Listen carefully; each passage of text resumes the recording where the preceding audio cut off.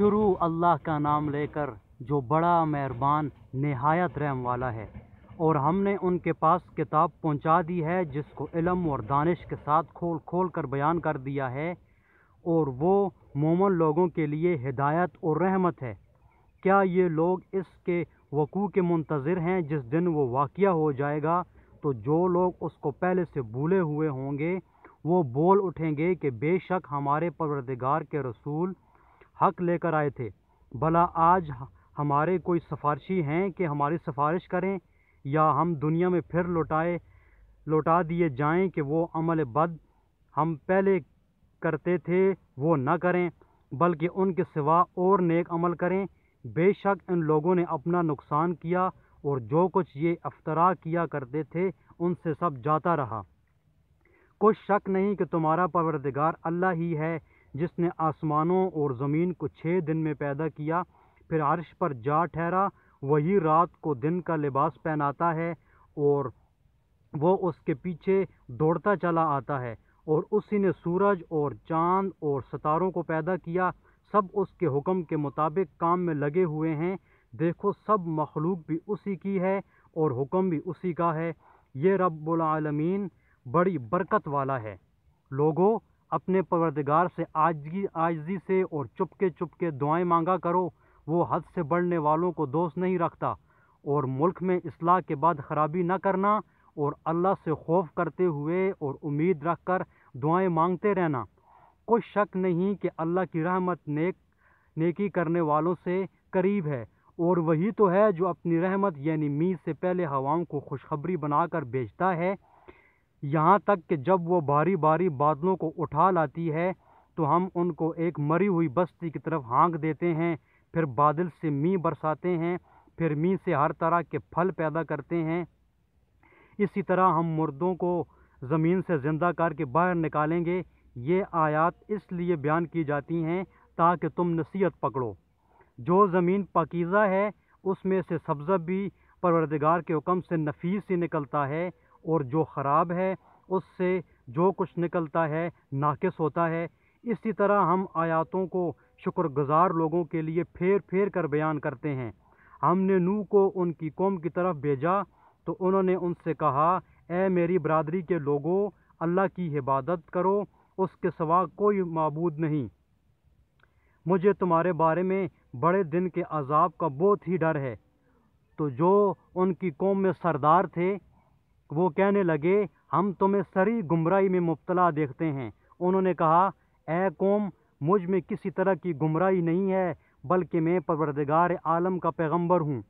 تمہیں اپنے پروردگار کے پیغام پہنچاتا ہوں اور تمہاری خیر خواہی کرتا ہوں، اور مجھ کو اللہ کی طرف سے ایسی باتیں معلوم ہیں جن سے تم بے خبر ہو۔ کیا تم کو اس بات سے تعجب ہوا ہے کہ تم میں سے ایک شخص کے ہاتھ تمہارے پروردگار کی طرف سے تمہارے پاس نصیحت آئی تاکہ وہ تم کو ڈرائے اور تاکہ تم پرہیزگار بنو اور تاکہ تم پر رحم کیا جائے؟ مگر ان لوگوں نے ان کی تکذیب کی تو ہم نے نوح کو اور جو ان کے ساتھ کشتی میں سوار تھے ان کو بچا لیا، اور جن لوگوں نے ہماری آیاتوں کو جھٹلایا تھا انہیں غرق کر دیا۔ کچھ شک نہیں کہ وہ اندھے لوگ تھے۔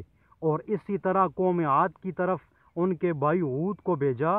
انہوں نے کہا کہ بھائیو، اللہ ہی کی عبادت کرو، اس کے سوا تمہارا کوئی معبود نہیں، کیا تم ڈرتے نہیں؟ تو ان کی قوم کے سردار جو کافر تھے کہنے لگے کہ تم ہمیں احمق نظر آتے ہو اور ہم تمہیں جھوٹا خیال کرتے ہیں۔ انہوں نے کہا، اے میری قوم، مجھ میں حماقت کی کوئی بات نہیں، بلکہ میں رب العالمین کا پیغمبر ہوں۔ میں تمہیں اللہ کے پیغام پہنچاتا ہوں اور تمہارا امانت دار خیر خواہ ہوں۔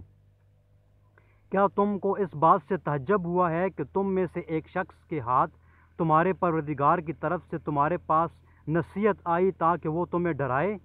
اور یاد تو کرو جب اس نے تم کو قوم نوح کے بعد سردار بنایا اور تم کو پھیلاؤ زیادہ دیا۔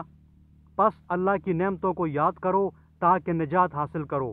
وہ کہنے لگے، کیا تم ہمارے پاس اس لیے آئے ہو کہ ہم اکیلے اللہ ہی کی عبادت کریں، اور جن کو ہمارے باپ دادا پوجتے چلے آئے ہیں ان کو چھوڑ دیں؟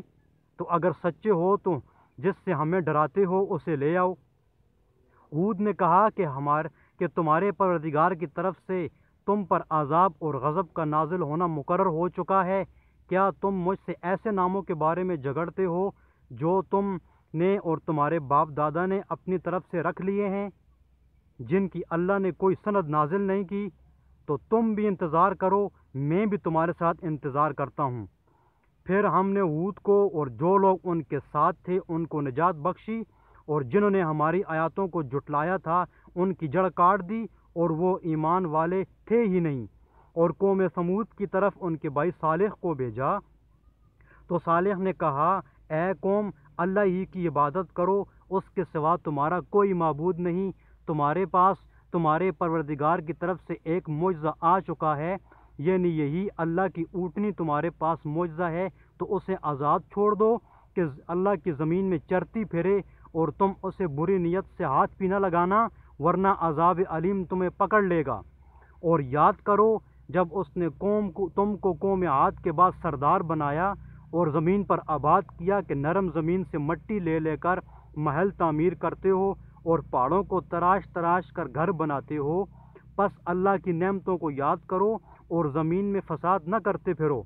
تو ان کی قوم میں سردار لوگ جو غرور رکھتے تھے غریب لوگوں سے جو ان میں سے ایمان لے آئے تھے، کہنے لگے، بھلا تم یقین کرتے ہو کہ صالح اپنے پروردگار کی طرف سے بھیجے گئے ہیں؟ انہوں نے کہا، ہاں، جو چیز دے کر وہ بھیجے گئے ہیں ہم اس پر بلا شبہ ایمان رکھتے ہیں۔ تو سرداران مغرور کہنے لگے کہ جس چیز پر تم ایمان لائے ہو ہم تو اس کو نہیں مانتے۔ آخر انہوں نے اونٹنی کی کونچوں کو کاٹ ڈالا اور اپنے پروردگار کے حکم سے سرکشی کی، اور کہنے لگے کہ صالح جس چیز سے تم ہمیں ڈراتے تھے، اگر تم اللہ کے پیغمبر ہو تو اسے ہم پر لے آؤ۔ تو ان کو بھونچال نے آ پکڑا اور وہ گھروں میں اوندے پڑے رہ گئے۔ پھر صالح ان سے نا امید ہو کر پھرے اور کہا کہ میری قوم، میں نے تم کو اللہ کا پیغام پہنچا دیا اور تمہاری خیرخواہی کی، مگر تم ایسے ہو کر خیرخواہوں کو دوست ہی نہیں رکھتے تھے۔ اور اسی طرح جب ہم نے لوط کو پیغمبر بنا کر بھیجا، اس وقت انہوں نے اپنی قوم سے کہا، تم ایسی بے حیائی کا کام کیوں کرتے ہو کہ تم سے پہلے اہل عالم میں سے کسی نے اس طرح کا کام نہیں کیا، یعنی خواہش نفسانی پورا کرنے کے لیے عورتوں کو چھوڑ کر لونڈوں پر گرتے ہو۔ حقیقت یہ ہے کہ تم لوگ حد سے نکل جانے والے ہو۔